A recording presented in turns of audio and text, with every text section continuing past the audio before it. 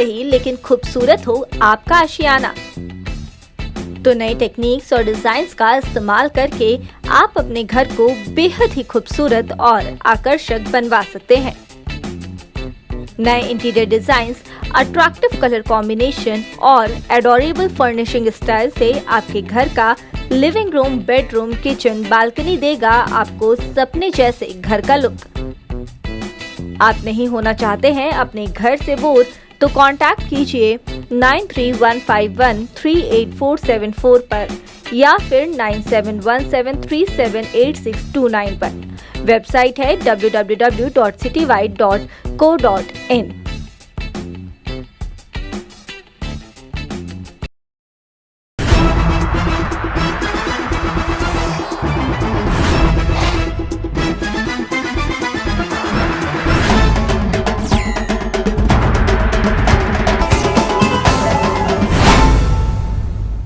नमस्कार, मैं शामिन गन्नर और आप देख रहे हैं समय भारत 24/7। कोरोना के नए वेरिएंट ओमिक्रॉन की आफत के बीच एक और रहस्यमयी बीमारी ने दी दस्तक, 89 लोगों की मौत। कोरोना वायरस के नए वेरिएंट के खतरे के बीच अफ्रीका में एक रहस्यमय बीमारी के फैलने की बात सामने आई है। इस बीमारी से दक्षिण सूडान में जोंगलाई राज्य के उत्तरी शहर फांगक में कई लोगों की मौत हो चुकी है। इस खबर ने विश्व स्वास्थ्य संगठन की चिंता बढ़ा दी है। अब WHO ने पीड़ित लोगों के न्यूमेन इकट्ठा करने के लिए वैज्ञानिकों की एक रैपिड रिसर्च टीम वहां भेजी है। विश्व स्वास्थ्य संगठन की एक अधिकारी ने बताया कि जोखिम का पता लगने और जांच करने के लिए एक रैपिड रिसर्च टीम भेजी गई है। यह टीम लोगों से सैंपल इकट्ठा करेगी। फिलहाल हमें जो आंकड़ा मिला है उसके अनुसार 79 मौत हो चुकी है। वहीं बीमारी से प्रभावित क्षेत्र हाल ही में आई भीषण बाढ़ से भी सबसे ज्यादा प्रभावित है। उन्होंने कहा कि वैज्ञानिकों के समूह को इस वजह से हेलीकॉप्टर के माध्यम से प्रवेश करना पड़ा। वहीं सूडान के भूमि आवास और सार्वजनिक उपयोगिता मंत्री के अनुसार जोंगलाई की सीमा से लगे राज्यों में भयंकर बाढ़ ने मलेरिया जैसी बीमारी के प्रसार को भी बढ़ा दिया है। खाने की कमी के कारण बच्चे कुपोषित का शिकार हो रहे हैं। वहीं उन्होंने कहा कि यहाँ तेल से पानी प्रदूषित हो गया है, जिससे पालतू जानवर भी मर रहे हैं। वहीं दक्षिण सूडान के उत्तर में आई बाढ़ इस क्षेत्र में लोगों की परेशानी को और ज्यादा बढ़ा रहा है।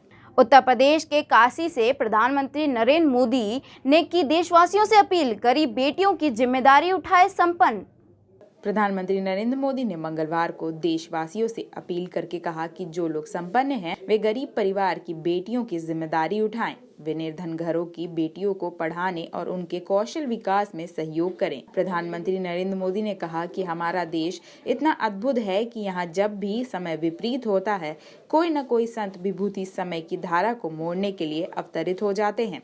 ये भारत ही है जिसकी आजादी के सबसे बड़े नायक को दुनिया महात्मा बुलाती है। प्रधानमंत्री नरेंद्र मोदी मंगलवार को वाराणसी के उमरहा में आयोजित विहंग योग संत समाज के 98वें वार्षिकोत्सव में उपस्थित सद्गुरु सदाफल देव जी महाराज के अनुयायियों को संबोधित कर रहे थे। उन्होंने कहा कि अपनी परंपराओं का विस्तार समय की मांग है। देश आजादी का अमृत महोत्सव मना रहा है, लेकिन भारत की आजादी के इतिहास में आंदोलन की आध्यात्मिकता धारा वैसी दर्ज नहीं की गई है जैसी होनी चाहिए। यह समय है कि इस धारा को सामने लाया जाए और नई पीढ़ी को इसके साथ परिचित कराया जाए, बोले। भारत के लिए सर्वोच्च है।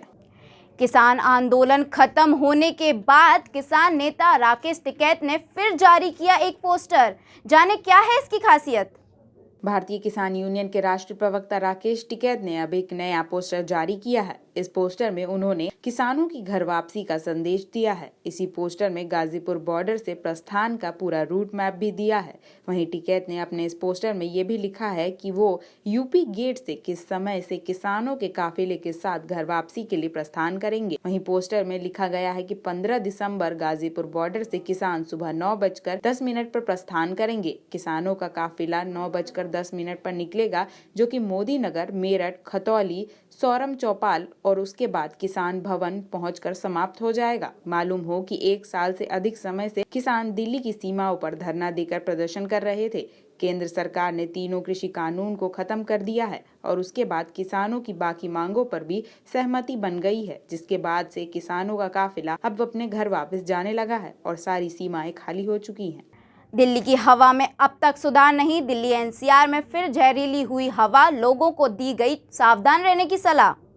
दिल्ली एनसीआर में वायु प्रदूषण को लेकर हालात फिर एक बार खराब होता नजर आ रहा है। दिल्ली के साथ साथ एनसीआर के सभी शहरों में वायु गुणवत्ता 300 के पार रहा है। इसी बीच सफर के अनुसार दिल्ली में बुधवार को वायु गुणवत्ता 346 के पार रहेगी, जो स्वास्थ्य के लिहाज से खतरनाक माना जा रहा है। इससे पहले मौसमी उतार चढ़ाव के बीच दिल्ली एनसीआर में वायु गुणवत्ता मंगलवार को भी बहुत खराब श्रेणी में दर्ज की गई थी। दिल्ली का 24 घंटे का औसतम वायु गुणवत्ता 347 रहा है। वहीं सोमवार को यह 331 था। वहीं एनसीआर में फरीदाबाद का AQI 550 के ऊपर रहा। गाजियाबाद का 324, ग्रेटर नोएडा का 288, गुरुग्राम का 306 और नोएडा का 332 दर्ज किया गया था।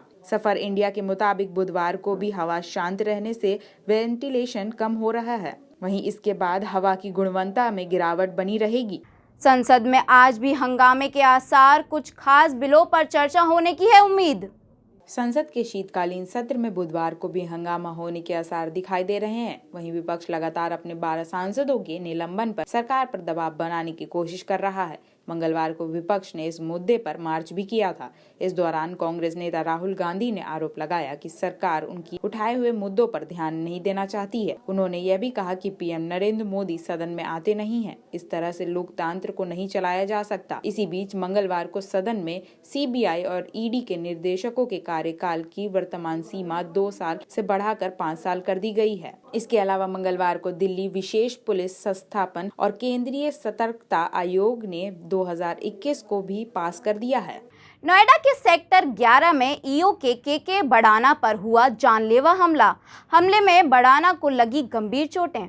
गाजियाबाद खोड़ा नगर पालिका चेयरमैन के देवर व उनके साथियों पर हमले का आरोप। EO के बड़ाना को आई गंभीर चोट। अस्पताल में EO के बड़ाना गुलवाटी जनपद बुलंदशहर में है तैनात। के बड़ाना ने आरोप लगाते हुए कहा कि मैं अकेला था। यह लोग चेयरमैन समेत हथियारों के साथ 2 दर्जन थे। EO के बड़ाना की पत्नी चित्रा सिंह ने सुरक्षा की लगाई गुहार। EO ने कहा कि चेयरमैन के देवर योगेश भाटी खोड़ा से हेली टीचर और अनिल समेत अन्य लोगों के साथ गाजियाबाद में आए थे और उसके बाद उन्होंने उन पर हमला कर दिया। मैं मेरे मित्र जी भी श्री संत राम बढ़ाना जी के भतीजे की रिसेप्शन था, उसमें इनवाइट था, उसमें आया था। जैसे ही मैंने प्रवेश किया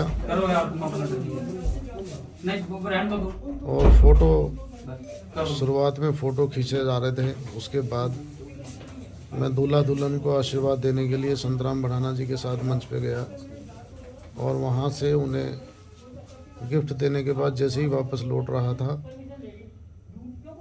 तो रीना भाटी जी जो चेयरमैन है खोड़ा की, उनके देवर योगेश भाटी, उनका एक भतीजा है मोहित भाटी,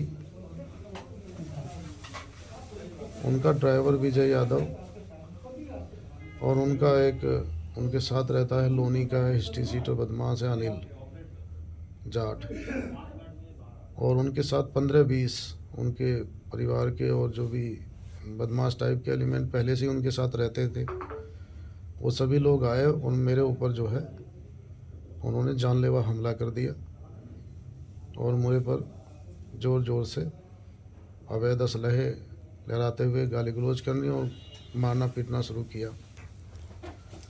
मुझे बचाने के लिए श्री संतराम बढ़ाना जी, गजेंद्र बंसल जी और जो भी वहाँ मौजूद थे वो लोग आए और वो मुझे करीबन 20 से 25 मिनट तक मेरे साथ इसी तरह मारपीट भी करते रहे और असलहे मेरे मुंह में और उनमें लगाते रहे। पूरा मुझे मारने का प्लान था और पूरी प्लानिंग के साथ आए थे। ज़ोर ज़ोर से चिल्ला भी रहे थे कि आज इसकी हत्या कर देंगे, केस ख़त्म हो जाएगा। पूरा करने के बाद जो है उसके बाद मुझे वहाँ के बेहोश हो गया। वहाँ से तुरंत ही संतराम बढ़ाना जी और गजेंद्र बंसल जी उठा के मुझे नोएडा सेक्टर 11 में लेके आए, उठा के लाए और मेरा यहाँ CT स्कैन और एक्सरे वगैरह हुआ। से मेरी पसलियों में मांस फटा हुआ है, सारा चोट लगी है और सर में भी चोट लगी है। वो भी आरोप लगा रही है रीना भाटी कि पिस्टल से आपने वार किया है और उन पर, और उनके साथ छेड़छाड़ का भी वो आरोप लगा रही है। कोई नहीं, वहाँ सभी मौजूद हैं कुछ भी नहीं, मैं सामान्य, मुझे श्री संतराम बढ़ाना जी वापस ला रहे थे, छोड़ने आ रहे थे वापस।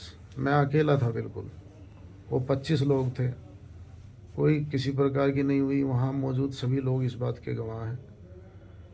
मैं अकेला आदमी 25 आदमियों से कैसे कर सकता हूँ? और ना ही मेरा वहाँ असला था, कोई किसी प्रकार की कोई था ही नहीं वहाँ पे। वो लगभग कितने लोग होंगे? वो 25 के करीब थे टोटल। सभी पे हथियार थे, अवैध असले वो इसी तरह रखते थे पूर्व में भी। और मैंने जब मेरी पोस्टिंग यहाँ खोड़ा नगर पालिका में रही, उस दौरान भी मैंने जो है जिलाधिकारी महोदय को और एसएसपी साहब को और एसएचओ खोड़ा को भी लिख के दिया है कि मेरी हत्या करा सकते हैं, मेरी हत्या कराने का भी प्रयास कर रहे हैं। इस पर शासन ने मुझे जो है, मैंने खुद रिक्वेस्ट की थी, शासन ने मुझे हटाया था और हटा के मेरी पोस्टिंग दूसरे ज़िले में की थी। और तब से लगातार प्रयास में थे मुझे चोट पहुंचाने के लिए, जिसकी सूचना मैं इधर उधर देता भी रहता था। और वो लिखित में है जो मैंने एसएचओ खोड़ा को सबको दिए थे। और उसमें मुझे पुलिस सिक्योरिटी भी उपलब्ध कराई गई थी, क्योंकि इनका जो भाई है संजू खड़खड़ी बहुत ही हार्डकोर क्रिमिनल है।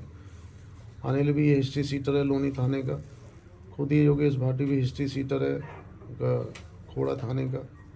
और जो इनके साथ रहते हैं सारे हार्डकोर क्रिमिनल्स रहते हैं, उनकी सब मैंने एप्लीकेशन दी थी। उस पर मुझे सुरक्षा के लिए पुलिस बल भी उपलब्ध कराया गया था जब मैं यहाँ पोस्टिंग था। अब आप क्या मांग कर रहे हैं? इन सब पे मुकदमा दर्ज हो, मेरी हत्या का प्रयास करने का मुकदमा दर्ज हो, मेरी यही मांग है। कानूनी कार्रवाई हो, ऐसे लोगों को सबक मिले। सेक्टर 24 में मारपीट का प्रकरण सामने आया, क्या मामला है? देखिए, सेक्टर 24 में सेक्टर 12 में एक नेहरू युवा केंद्र है, वहाँ पे आज एक रिसेप्शन पार्टी थी। उस रिसेप्शन पार्टी में आए गेस्ट्स थे। उस गेस्ट में 2 गेस्ट्स के बीच में मारपीट हुई है। उसमें एक जो थे वो पहले खोड़ा नगर पालिका में ईओ के पद पे थे। आजकल वो संभवतः गुलावटी जनपद बुलंदशहर में पदस्थापित हैं। वो पहले यहाँ पे जो खोड़ा में तैनात थे, उस समय यहाँ की जो चेयरपर्सन हैं उनके बीच में कुछ विवाद है और उस विवाद के क्रम में ही ये मारपीट हुई है।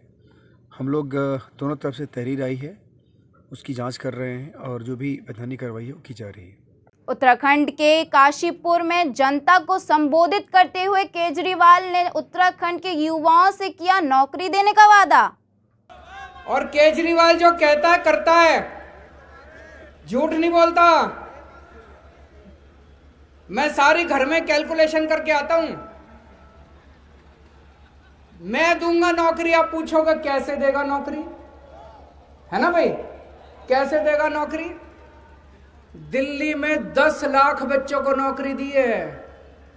दिल्ली में 10 लाख बच्चों को नौकरी दी है। नौकरी देनी आती है मेरे को। दिल्ली में दिया तो आपको भी दे सकता हूं। दे सकता हूं कि नहीं दे सकता? लेकिन ऐसा नहीं है भाई 10 मार्च को नतीजे आए, 11 मार्च को सारे जने को अब नौकरी दे। एक दिन में तो नौकरी मिलेगी नहीं, है कि नहीं है? थोड़ा सा टाइम लगेगा, उसका भी इंतजाम किया मैंने। जब तक अपने बच्चों को नौकरी नहीं मिलती तब तक हर बेरोजगार बच्चे को 5-5 हजार रुपए बेरोजगारी भत्ता मिलेगा। सही है? सही है कि नहीं है? कर्नाटक में विधान परिषद चुनाव से बहुमत पाने से चूकी भाजपा, कांग्रेस ने भी जीती 11 सीटें। सत्तारूढ़ी भाजपा कर्नाटक राज्य विधानमंडल के उच्च सदन के रूप में माने जाने वाले विधान परिषद के चुनावों में साधारण बहुमत हासिल करने में विफल रही है। पार्टी 11 सीटों पर जीत दर्ज करने में सफल रही है और कांग्रेस को भी इतनी ही सीटें मिली हैं। वहीं क्षेत्रीय पार्टी जद चुनाव में सबसे बड़ी हारने वाली पार्टी बन गई है। पार्टी केवल 2 सीटें से जीतने में सफल रही है। वहीं भाजपा के पूर्व मंत्री रमेश जरकीहोली के भाई लखन जरकीहोली ने भाजपा नेता महंतेश को हराकर यह सीट हासिल की है। 37 सीटों के साथ भाजपा बहुमत हासिल करने में सफल रही है। अब गौतम बुद्ध नगर में भी कोरोना के नए वेरिएंट ओमिक्रॉन ने पैर पसारे। ब्रिटेन से लौटे एक ही परिवार के 5 लोग संक्रमित पाए गए। जीनोम सीक्वेंसिंग के लिए भेजे गए सैंपल।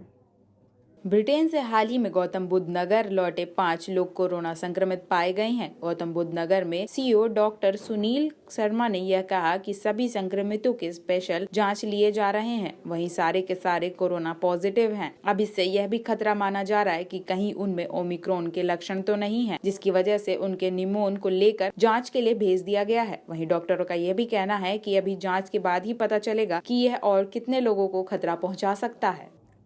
लखीमपुर हिंसा मामले में राहुल गांधी ने दिया स्थगन प्रस्ताव। मंत्री अजय टैनी ने की बर्खास्तगी की मांग। शीतकालीन सत्र के दौरान संसद के दोनों सदनों में सांसदों के निलंबन के मुद्दे पर आज फिर से हंगामा होने के आसार हैं। केंद्रीय सरकार को घेरने के लिए सभी सांसद संसद परिसर में प्रदर्शन भी करेंगे। इसके अलावा कांग्रेस पार्टी ने आज सुबह 10:30 बजे अपने सभी लोकसभा सांसदों की बैठक भी बुलाई। इस बीच सबसे बड़ी खबर यह है कि कांग्रेस नेता राहुल गांधी ने लखीमपुर खेड़ी कांड का मामला संसद में उठाने के लिए कहा है। Lakhimpur Kheri sir, They're not allowing us to speak. That's why the house is being disrupted. Because हमने कहा कि ये जजमेंट आया है और उनके जो मंत्री हैं उसमें ये इन्वॉल्व हैं, तो हमने कहा कम से कम डिस्कशन तो अलाउ होना चाहिए, मगर वो डिस्कशन नहीं करना चाहिए। सर आपको लगता है उनको रिजाइन करना चाहिए? ऐसी ही बड़ी खबरों के लिए बने रहें समय भारत 24/7 के साथ। तब तक के लिए धन्यवाद।